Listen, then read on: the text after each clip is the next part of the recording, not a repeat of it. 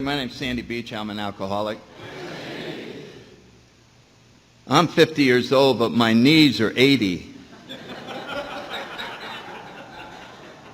And so that's why they were kind enough to have me not stand up for an hour. And besides, this is nice. I feel like I'm just sitting here having a chat with everybody. And there's nothing between me and you. And I'm honored to be here. It's been a wonderful weekend, and I'm so happy Stu gave me a chip again this year. I don't know where to start. Because what I want to do is tell you how things look to me. They don't look the same as when I got here.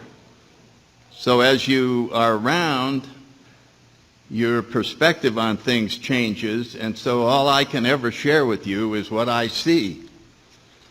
And what the book looks like today compared to how it looked like 42 years ago. And a lot of times we hear something about the word truth. And there is no such thing as truth. There's no way I could tell you what the truth is. I can only, if you're new. So in other words, we keep looking for an answer, and then that'll be it. We can only show you the way to your truth. We are nothing more than way showers. And you come along, you go, which way is truth? Over there. So we could really just have a sign up here pointing. See those 12 steps? Climb them. And then your truth will be revealed to you. And that'll be it. And next year, it may be different. And so all I can tell you is what seems to be true to me today about our program. And if that is helpful, then in inspiring you to seek your own truth, then my job has been done, and I will be very happy. So there's a big difference. In other words, we seem to think that knowledge is a very important thing, and it is in the material world, but as we move over here into the spiritual world, it's not a process of learning, but rather unlearning. There was a guy back in Washington who used to say, it's not the things you don't know that'll kill you. It's knowing things for sure that just ain't so. And so when you look at what Chuck used to say, uncover, discover, discard, what else am I wrong about? That's the ticket to freedom. What else should I get rid of? What old idea have I just inventoried? And I go, have I still got that? And when we finish the process and there's no old ideas left, we're there. And that's what I want to talk about today, because we're talking about steps 10 and 11.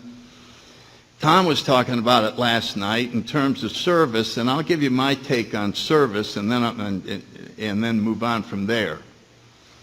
It's as I look at AA history, I would say that the origin of service, the center of the energy that provided service, occurred in Bill Wilson's spiritual awakening.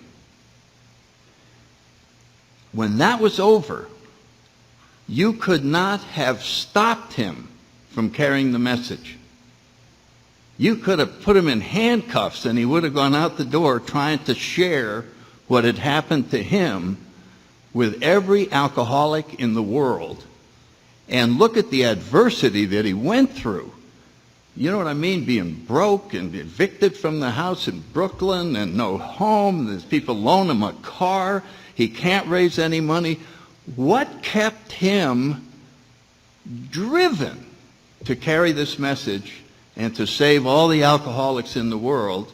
I would submit to you it came in that awakening. that part of an awakening is the absolute necessity to share it. You can hardly wait to find some other alcoholic and go. And I think the reason is that we have opened up a stream of spirituality. And if it doesn't get out, it'll become like the Dead Sea. And so there is no, you don't have to encourage someone with a spiritual awakening to go into service. You can't stop them. So one school of thought that I would suggest is the greatest service work you can do is to cause someone to have a spiritual awakening, which is what I'm talking about in steps 10 and 11. So I just wanted to tie the two together. Now, granted, as we're working towards this, I think it's wonderful that we herd ourselves together and go make the coffee and do this and do that, and then you get the joy out of doing it. But eventually, the purpose of the entire program, as our 12 steps says, we only have one result, which is a spiritual awakening. And then we carry the message of how to have a spiritual awakening to the next alcoholic, and we kind of move on. And that's sort of the whole deal. To cheat somebody out of a spiritual awakening and just have them have 25 years of sobriety would be selling them short. Now, that's just my own view. Remember the guy in the cyclone? He comes up out of the wind cellar, and isn't it grand that the wind stopped blowing? And then Bill writes, we think a man who says sobriety is enough is crazy. It's not enough. It's only the starting point. That's how we stay alive in order to have occur to us what I think we were born to have. And what we've been looking for and what makes us so restless, irritable, and discontent is that we know there's something still missing in our lives. And that's what keeps pushing us, is to try and resolve the separation of ourselves from our own Creator. That's my view of what the deal is. You could talk to lots of other psychologists and philosophers, and they would tell you that's not what the human situation is. But from my perspective, that's what it looks like to me, is that we're trying to solve the separation problem. And of course, in order to talk about that, you have to talk about the human ego, which is not an easy thing to do. There's this, you study psychiatry and psychology, and there's just a million ways. And in a way, the only way you can talk about an ego is through making up a story, or an analogy. And Bill does that in suggesting that we're actors on the stage. And so if we followed that, and let's say that God made me an actor, and in step 4, under the fears, he said, he assigns us the role to play. That's God's will. He assigned me to be in this play where I'm the janitor and I sweep the floors. That's it. That's what I was assigned to do. That's God's will. He told me if I do that, I'll be as happy as can be. I'll be the happiest little sweeper you ever saw. Sweep, sweep, sweep, sweep, sweep, sweep. But I, on the other hand, having the power to observe and to be aware, might look around and go, why the hell am I sweeping? I ought to be the star and get the woman. I wonder what I did to end up sweeping. I must be a piece of crap, or they would have given me a better role. This whole play sucks. No, this is stupid. The people don't even know my name. They don't even talk to me. They just, how about cleaning my dressing room too? You know what people really would be a much better play than the one I'm in? would be a play about me having to play the role of a janitor. Now that would be a huge success. The pain that I suffer. I mean, this is amazing. I think it would sell out Broadway if they could just be inside of me and see the drama that's going on. And then I got this lousy place to sleep, and you don't get paid much for a little actor doing this. And as time goes on, he honestly believes that the play he's in is the one he wrote. That the real play is about a guy playing the role of a janitor. And when we create this play, this story, the only one in it is me. And God is not in that play. He's not in that story. It's very lonely in that story. And I recognize how lonely I am. And I forget that it's a story. And I forget that it's a play within a play. And that all I have to do is go back to being sweeping the floor in the play, and I'll be as happy as can be. And so I have to go through the process of dismantling, unwriting the secondary play. And it's a very complex thing because the whole society has entered into a secondary play, and we're all playing in roles that we made up ourselves. And so we have a collective dysfunction. I read a spiritual writer who described the ego as an imposter pretending to be you.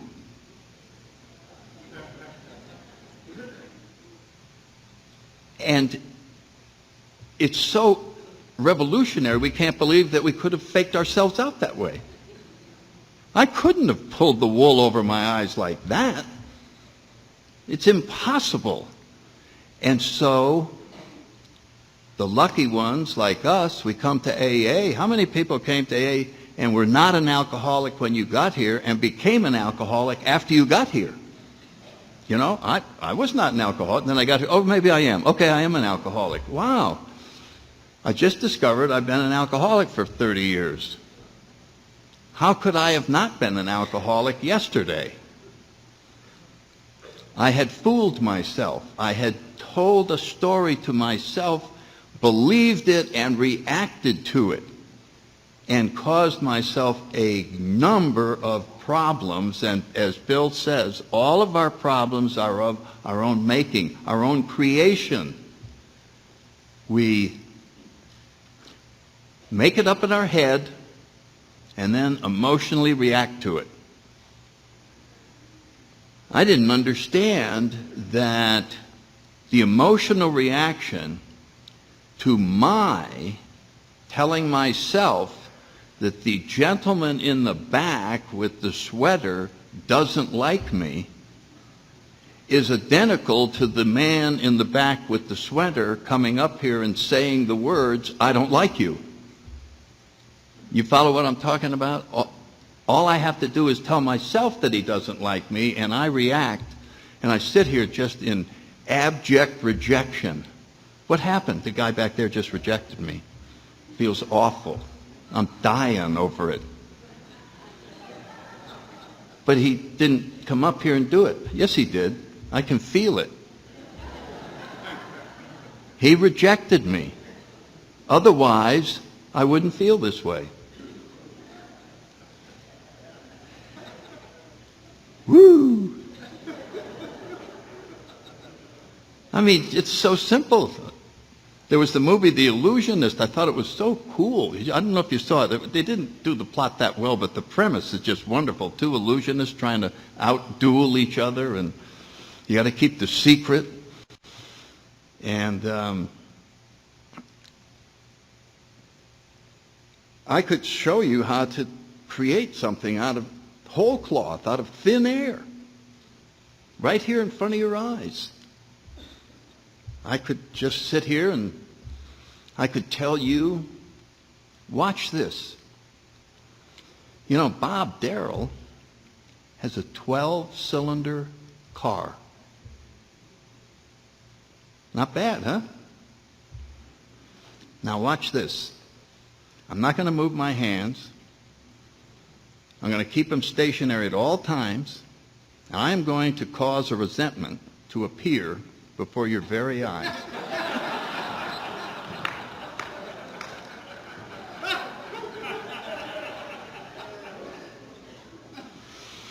My car only has 6 cylinders. Can you feel it? Can you feel it out there? Is it present in this room? Can you feel the power? There it is. We just make them and make them and make them. So why would we make them? In order to keep the illusion going. In order to keep the separate play going. The one where there's no God. The one where it's a huge tragedy that I'm sweeping the floor in the play. And spirituality, the steps, oh, thanks, are the disassembly of that play. Our story. That's the illusion. For my next illusion, I'm going to tell you my story. The reason I call it an illusion is I believe it. It has total power over me. So what's that got to do with the 10th step? Well, Tom led off last night by quoting the sentence in the 10th step that I was going to quote. He just walked right up and said the very words. So I'm going to say them again. It's about 2 sentences, maybe 3 sentences into the 10th step in the big book. It says, we have entered the world of the Spirit. I wonder what that means. It's sitting there, isn't it? It says, we've entered the world of the Spirit. So if anybody asks you, well, what is the 10th step? Well, it means you've entered the world of the Spirit. Yeah, I know, but what's the world of the Spirit? How do you know if you've entered the world of the Spirit? Is there a sign? Little doorway? World of the Spirit. Right here. Well, let's see. Is there something that might give us a clue that we've entered the world of the Spirit? Something perhaps extravagant. Something that might, to use magic, materialize. Something like fear of people and economic insecurity leaving us. Where'd it go? What was I doing when they left? I was making coffee, if I recall. Turned around and they were gone. Then I was cleaning up afterwards and self-seeking slipped away. That's not much of a psychological term, is it? Like, slip away? Is that out the back, Jack?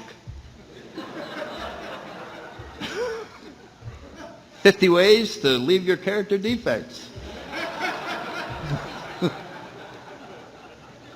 What kind of story is that? Self-seeking will slip away. Okay, so I'm real smart now. I got lots of knowledge. No, I don't, but I intuitively know how to handle situations that used to baffle me. Baffled, baffled, baffled, baffled. Oh, I see it. Oh my God, I don't know anything about this. I don't know anything about. Oh, it's perfectly clear, right there. This is an absolute mess. I don't know possibly how. Oh, it's all straightened out. There it is. Done. Intuitive, intuitive, intuitive, intuitive. Wow, that's amazing. That is just amazing. Well, I wonder what a spiritual awakening would look like. They talk about them in here all the time. Do they hand them out at the meetings? The light go on? I don't know. They say two types.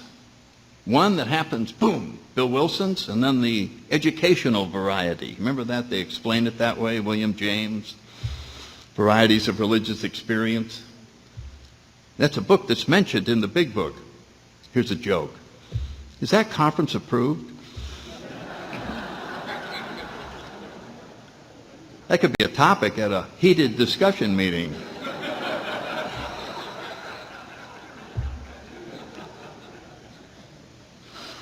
The devil made me do that.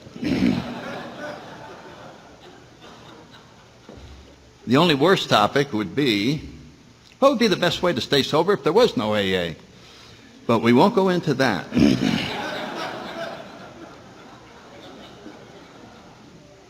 Anyway, what would a spiritual way, what would it look, imagine, what would it look like? Now here's the funny thing.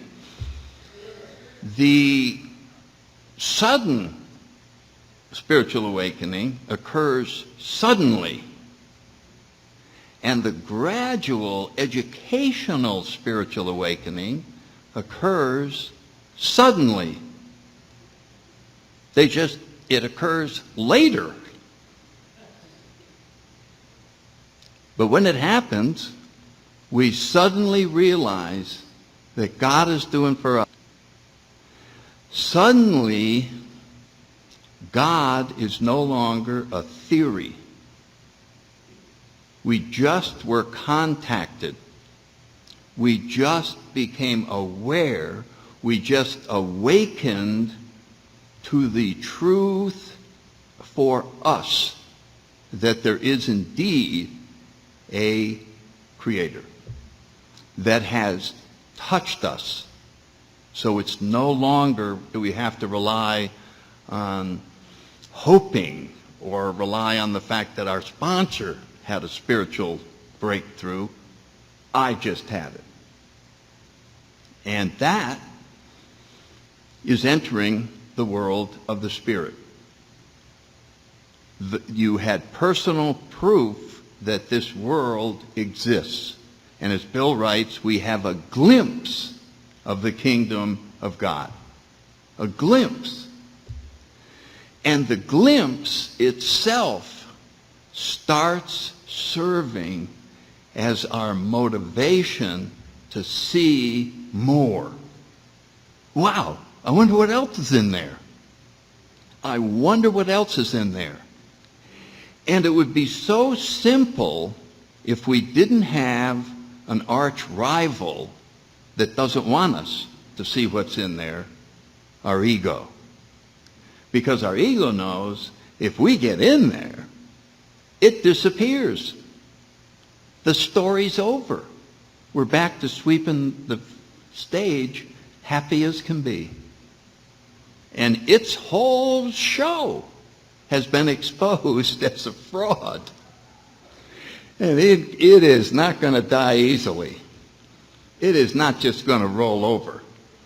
Because it holds the key to your mind. It knows how to trick you at every turn. Let me give you an example. Somebody's been around a long time. And I find myself almost being taken over by my ego to say an ego prayer. You didn't know that egos pray, did you? This is what an ego prayer looks like. We get down on our knees, just like we're regular praying, looks exactly the same, and here goes an ego prayer. God, I want to thank you for taking me out of the world of fear and being lost and being resentful and transforming me to this wonderful world of peace and serenity and transforming me into a person who is now filled with love and who now sees the world as it really is. I am so grateful that you have placed me in a position where I no longer need your sorry ass.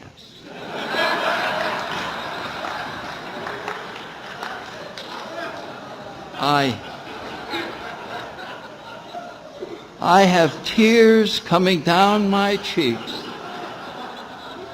I never thought I would be returned to a state of entire self-sufficiency. And for that, I will be eternally grateful. Amen. And you don't even know you said it. And you get up off your knees taking credit for your own sobriety. And you walk out and have the worst damn day you've ever had. It's awful. Absolutely awful. So we engage now in the real struggle to see the whole deal. And Bill talks about spiritual goals. And I've had more things happen in the last 3 years than I have in the other 39. I've seen more things differently. I don't know why. I think I decided to seek harder. I started thinking, I said, what would be the most important thing? What is the most important thing? This is for me. This is what I see right now. What would be the most important thing? Most important thing would be to entirely awaken and find out, what am I really? What am I? What is the mystery of life? Well, the mystery of life is the mystery of me. Once I got that one, I'll see everything. So what is this creature that's sitting here? So I began making that a priority. I began seeking. You know what I'm saying? Well, do we have anywhere where it said to do this? Make that a priority? Let's see, chapter 5. Read it every meeting. What's the last word? Sought. God could and would if he were sought. Seeking. So seeking becomes, I want to become a God-seeking missile. You know what I mean? That's all I'm aimed at. And everything else becomes secondary. Well, then, if I do that, if I focus just on that, who's going to take care of the world? Who's going to manage my business, my relationships, my finances? Who's going to manage all of that? Turns out, the person who's supposed to manage it, God. I was taking away things from him. God, I'll handle that. I'll take on what the world should do. I've got it, don't worry. This is a way of surrendering. So the world of the Spirit, what does it say about entering the world of the Spirit? We have what it's saying is, you arrived here with your way of handling things. We have now, in those promises, proved to you the existence of your own personal, loving, higher power. You experienced it yourself. So what do you do once you experience that? All right, so now the 10th step is how to live in the now, right? It's a day at a time. This is where day at a time arrives. How to go through a day after we've entered the world of the Spirit. That's how we went before we entered. Now, how do we go through a day now we've entered the world of the Spirit? I mean, here's the problem. It's so simple that we don't like it. Alcoholics don't like simple things. Remember when you first came in? Well, my car just broke down and I go over here. What am I going to do? Don't drink. Oh. Well, my girlfriend left me, and then my boss said that, don't drink. Well, it's got to be more complicated than that. No, just don't drink. That's it. 2 words, don't drink. So now we come in here, and it says, what does it say when it says, when we get frustrated, angry, upset, irritable, etc., etc.? This is what it says, and this is what we do all the time. We ask God at once to remove them. Any questions? Anybody do that? No, what I do,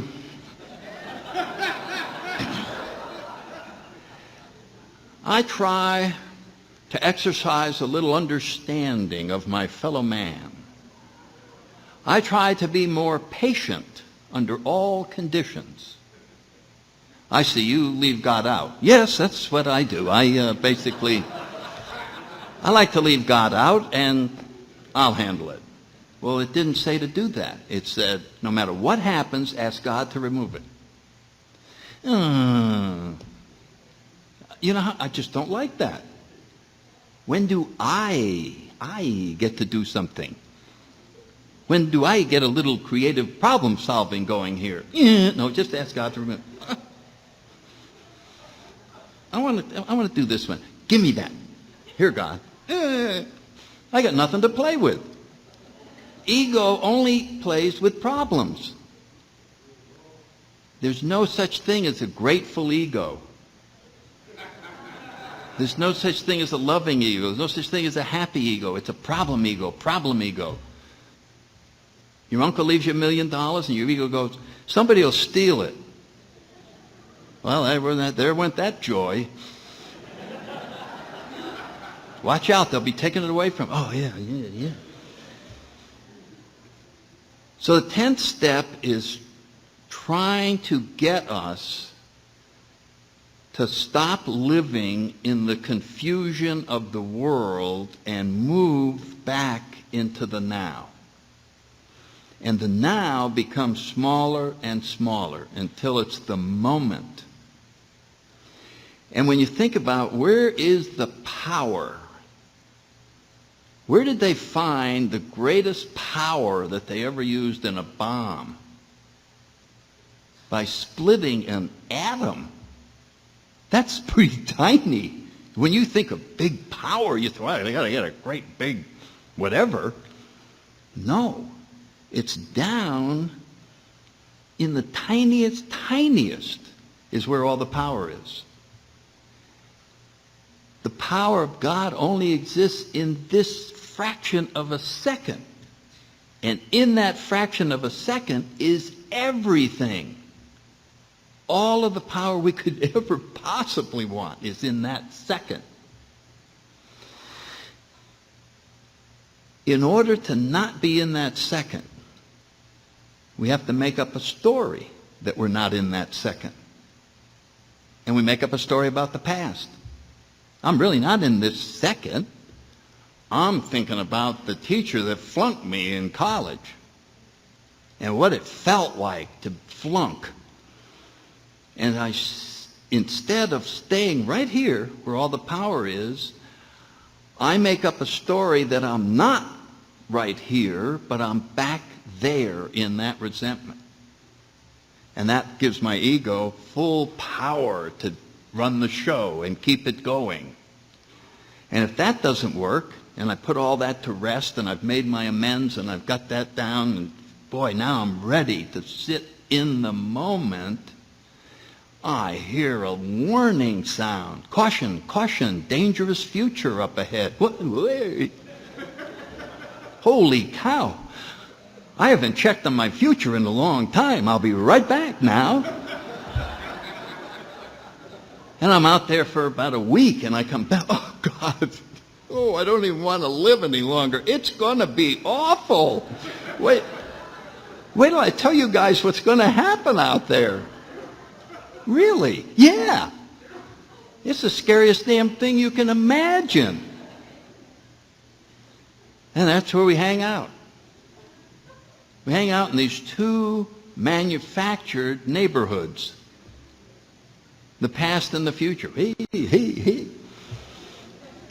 Because right here, right in this moment, in this blissful moment of gratitude, there's no room for the ego. And it starts to die.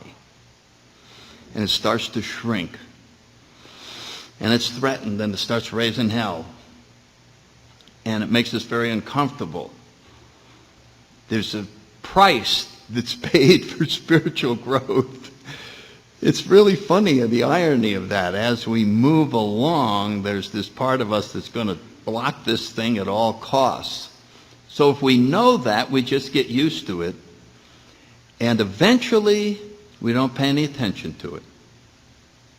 I saw a situation comedy thing. It just was perfect. And there was a brother and a sister. They were both married. They both had a couple of kids, and they both had a mother who was the controller from hell. And they have one episode where she visits the son and one episode where she visits the daughter. And she comes in the son's house and just immediately, "You still got those drapes? God, I thought I told you to tell your wife to get rid of them. They don't match. Jeez, I don't even believe you still have that carpeting. What are you having for supper? That's the wrong stuff. It'll make the kids sick." By the time she leaves, the son is ready for the nut ward. He is just lost it. And you've all seen scenes like that. So the next episode, she's visiting the daughter. Same thing. "You still got those drapes? I can't believe. What are we having for supper?" And the daughter goes, "Oh, Mom." That's her whole reaction to it. "Oh, Mom." That's just Mom being Mom. Totally free from all of the alleged problem.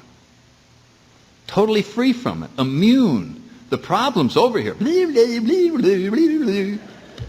"Oh, Mom." So somehow there must be a way of doing that to our ego's antics. "You're in trouble. You're going to die. You're going to watch out for this. Watch out." "Oh, ego. Oh, shut up. Oh, go away." We will never stop the noise, but we can stop paying attention to it. We can stop paying attention to it. So we have in the 10th and 11th step a whole technique for doing this. And it all centers on a few things. The 12 and 12, it's really hits the jackpot when it's describing the situation I was just describing. When it says, if something disturbs us, no matter what the cause, there's something wrong with us. Oh, he said that, and I just reacted to it. So it was clearly his fault. So what is wrong with me? If something disturbs me, what's wrong with me? I'm disturbed. That's what's wrong with me. So I come to the realization that the secret to all this is to get undisturbed, no matter what. Well, how are you going to get undisturbed? We're always going to get disturbed, because it would be hard to be so perfect that nothing ever disturbed us. But we'll try and get as close as we can. I mean, when I first got sober, there were 1 million things that disturbed me. Now there's only 100,000. So we are definitely moving in the right direction. So what does Bill write about? There's 4 things. They're right there in the 12 and 12. Self-restraint. I get up in the morning, I pray for a 10-second cushion between me and everything that happens so that I don't have to do anything about it for 10 seconds. So the guy cuts me off. I start to feel this. I don't do anything. I just self-restraint. And the temperature goes up to here, and then it comes back down to here. So I don't have any mess to clean up that might have happened during the initial explosion. Number 2, an honest analysis of what happened. A lot of times I have to run it by my friends and sponsor and advisors. Joe, and I do it in the following way. I have a secret password, and what I mean by that is, can I have 45 seconds of your time, because I'm calling them at work a lot of the times. And I go, "Frank, it's Sandy, can I run something by you?" Yeah, he knows, even if it's somebody at his desk, I'm only going to talk, the whole conversation is 45 seconds. Let me run something by you. Okay, my boss came in, He read this memo that I wrote. He said these words, and I have this feeling. How do you see it? Oh, it's clear. Your boss must have had the night from hell back at his house. He's completely out of line. Forgive him. Oh, good, thanks. Or he may say, your boss is right. Apologize. Oh, thanks. I'm so sorry. You're absolutely right. End of disturbance. There it is. Either forgive or make amends and move on. Well, what's the point of all of that? To stay undisturbed. Undisturbed means contact with our higher power. Any disturbance, we're on our own, baby. We're on our own. And so out of the 10th step comes a package of constantly inventorying when we're upset and getting unupset.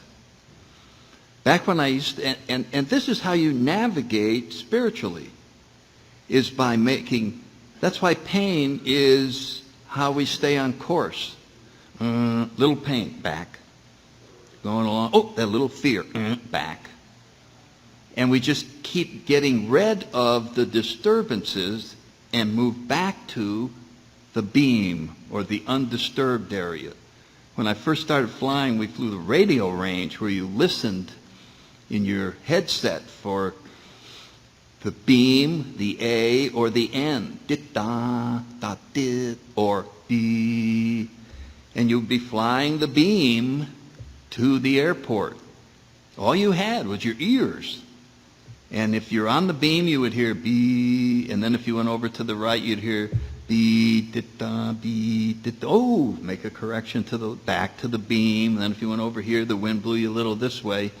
So you made constant corrections by hearing when you were off course. The only way you knew if you were on course was to correct back from being off course.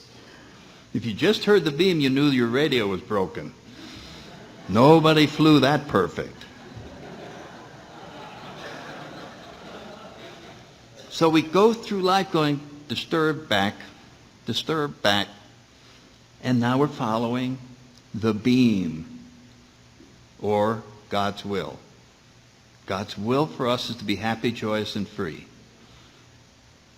Imagine, we always say you have to deal the cards that were played to you. You ever hear that? You just have to deal the cards that were played to you. Okay, let's do that. Let's live by that. Come on up, I'm going to hand you your hand. You ready? Here's your hand. Be happy, joyous, and free. 5 cards. Put them on the table. Something happens and you're all resentful. And I'm going, sorry, you don't have a resentment card. You have to play the hand that was dealt to you. You made the rules. I didn't. You said you have to play the hand that was dealt to you. That's the hand that was dealt to you. You're playing somebody else's hand. That card isn't in your hand. You made up the fact that you have a resentment card.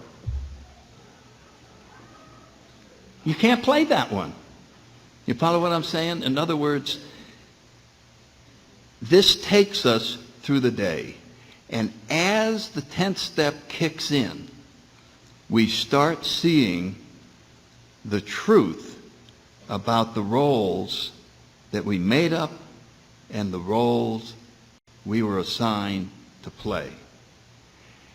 And little by little, we can uncover, discover, and discard pieces about ourselves until we realize that we are simply to play the role of the janitor and sweep the floor. But then Bill writes, we did get a glimpse of this kingdom, and everybody's had one. And now we'd like to see it more clearly. Is there something we can do to see it more clearly? And we get to prayer and meditation. What are my observations about that? I'm going to tell you something that's in the 12 and 12 and the big book. It is essentially an individual adventure. Doesn't say we. It says an individual adventure. No one can pray or meditate for you. No one can seek for you. We are simply inspired to do that. Then he goes on to say, our libraries are filled with books. Check with your ministers, your rabbis, spiritual advisors. Seek, and you will find. Now, and he says meditation has no limit, either of height, width, or depth. No limit to what could be there. So what could be there? See, we're in the world of the Spirit now. We're not worried about money. We're not worried about all. That's going to be taken care of. Chuck talked about that all the time. First time I heard him, I almost died. What are you talking about, Chuck? He said, Sandy, it's not your job to take care of you. Oh, what? What are you talking about? He said, that's God's job. Your job is to just do God's work. In this example that I'm giving, sweep the floor. Oh, and I'll be taken care. You will be taken care of in a way that you cannot imagine. You're going to sweep, and be handed the keys to the kingdom. What are the keys to the kingdom? Awakening to the kingdom. We can't see it. It's not there. Sweep, awaken. Sweep. Wow. Pretty soon we're the happiest sweeper. I mean, we're sweeping the golden streets. No, I don't think I'm exaggerating. I'm saying that this is in store for us. And so we go on our individual adventure. Oh, I'm going to read this guy. I remember, I went and read William James. That was the only book in there. That was the hard. I tried when I had about 5 years. I almost died. It's so hard to read. Oh, good. But later on I read it, and I'll tell you, he gave a series of lectures at Edinburgh University about religions. 19 lectures. Guy was a genius. He had never given talks on religions before. He just studied them and then gave these brilliant talks. And he said religions all were designed to solve something. He said there's a problem that humanity has, that at their very best, they still sense that something's missing. At their very best, they still sense that something's missing. And each religion in its own way says, hey, you know that situation inside of you? Come on in, we can fix it. Kind of like AA. Come on in, we'll fix that thing that made you drink. Come on in, we can fix that. Now, there are AA groups that are really screwed up and you wouldn't want AA judged by them. There's lots of churches that have gone off the deep end and there's this and that. And he kind of said, well, all of the hierarchy and all of the ceremony and pomp and circumstances probably haven't contributed too much. But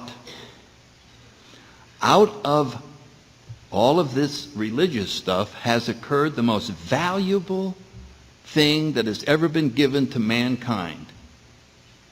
Enlightened individuals. Individuals who have had profound spiritual experiences who then show others the way.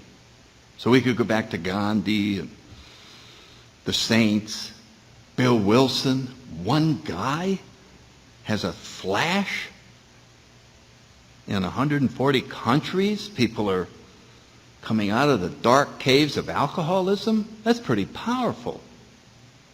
And that came out of Christian movement, the Oxford, and all of that. Boom. So it gave us that.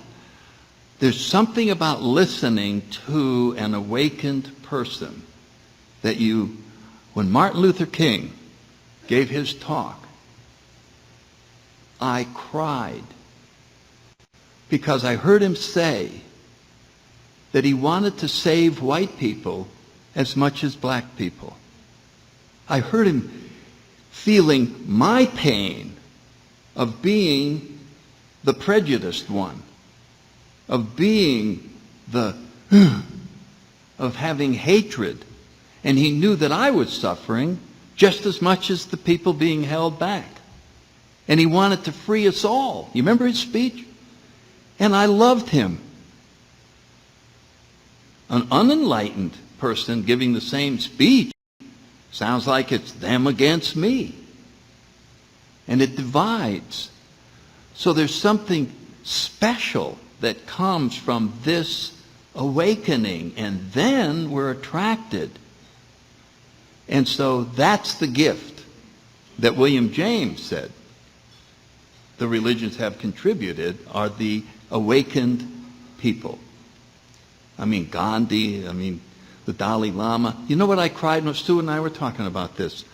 I literally cried with joy when I read the story about the Amish and the murder, and they went right over to the family of the murderer and said, "Can we comfort you? It's better to comfort than to be comforted." I didn't know anywhere in the world that that could possibly still exist. And I just was moved to tears with happiness over that story. You talk about a good news story. Jeez, that touched me. It's about as deep as anything in the last 10 years. That is still available. Wouldn't it be nice to see the world that way, so that that's what happened? So how do we get there? Run out of time.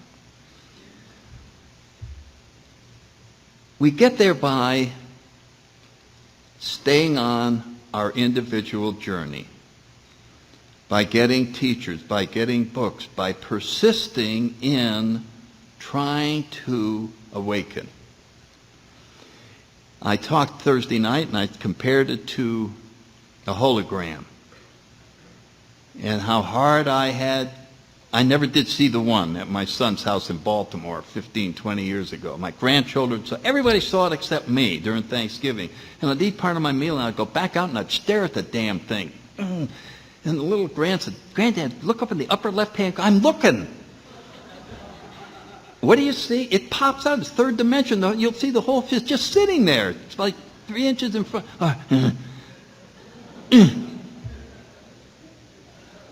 I never saw it. You all know the answer. What do I have to do? I have to go back and look until I see it. Sometimes quickly, sometimes slowly. Only the hologram that we're looking for in the 11th step has a warning label on it. And it says, warning, if you successfully see this hologram, you will cease to exist. Whoa. Do I want to cease to exist? Did you ever hear an actor say he completely lost himself in the part? How would you like to lose yourself in something? How would you like to have no resentments, no prejudice, no opinions, no past, no future? There'd be nothing left of you except that part of you that's aware of you. Like when you meditate and you're aware that all these thoughts are bothering you, and you're aware that you are a man or a woman, and you're aware of the world that you're living in. So there's you thinking all these thoughts and driving yourself crazy, and then there's somebody watching that.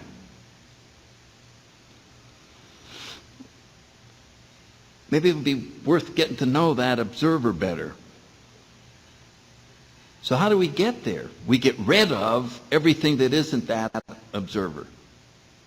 the analogy of the block of marble, that the sculptor chips away until the beautiful statue of the woman with the long flowing robe. Chip, chip, chip, chip, chip. And they said, well, how do you do that? He said, I just take away everything that isn't the beautiful woman. So what is it about you that isn't the beautiful essence of you? Your story, your character defects. What do we do with them? Chip, chip. Is it a little bit painful? Yeah. There goes another piece. I don't know if the block of marble goes, ouch, ouch. I'm tired of this transformation. But when it sees what's evolving, we go, speed it up, speed it up. This is looking good. When you get a first glimpse of yourself with drinking removed, and maybe a couple of your big character defects have finally been, whoa, looking better. I think I'm liking where this process is taking me. I think I'd like to see the whole picture. That's when humility comes in, and we eagerly seek the pain of changing. And so we start a very unusual process. A lot of times, this year I just saw something for the first time. Let's say, like right now I'm 10 pounds over what I want to be. And I'm angry at myself for that. And every time I pick up 2 extra desserts, I go, God damn you, Sandy, look at that. Go look in the mirror. Look at that. Look at that. And my previous perspective on this was, you'll just have to suffer until you're finally willing to do something about it. Now, this is what I think now. I think that the problem is not that I had 3 pieces of cake. The problem is I gave myself a hard time for having the 3 pieces of cake. What do you think God does to someone who's gaining a lot of weight? You think he reduces his love for that person based on the pounds? Or does he forgive them as they're eating the cake? Well, if that's God's will, maybe I should forgive myself as I'm eating the cake. And then the eating of the cake will not separate me from God. And I will not be in the pain that the separation causes, which causes me to eat more cake. That's a whole different way of looking at it. Why can't I forgive myself? Why do I have to beat myself up when I'm doing that? Because I want to create a story that keeps me separate. So I'm going to just start going, have a 4th piece. Have a 5th piece. I love you just the way you are. And then I'll be going, my ego will go, well, the eating isn't working. Let's attack him from another side. And the weight will probably fall off. You see what I'm talking about? It will not cause the disturbance, and the only problem is the disturbance. In the middle of the 11th step, and then I'm going to stop, is the prayer of St. Francis. Thank God for the 12 and 12. That's my favorite prayer. I love it. And so let me tell you what I see now when I look at it. It says, make me a channel of thy peace. I see the channel not coming into me. I see the channel going out. God opens up a channel. There's unlimited supply of peace in here that he put there that goes out. And I just go and spread this. I'm a channel of thy peace. And then it starts out and it says, where there's hatred, I'm going to bring love. And I go, well, where am I going to get love? You are love. That's where love comes from. You are love. That's who you are. Your ego created hatred. There's no such thing as hatred. You're just love. Well, it says where there's discord, I'm going to bring harmony. Yeah, you are harmony. Wake up, pal. You're harmony. You made up discord. Oh, and our eyes start opening. I am forgiveness. I am love. I am the light. I am eternal life. My ego made up death. That's a nice picture, isn't it? You got to look at it till you see it. Why not keep looking? What if that popped up? I hope it does. Thanks.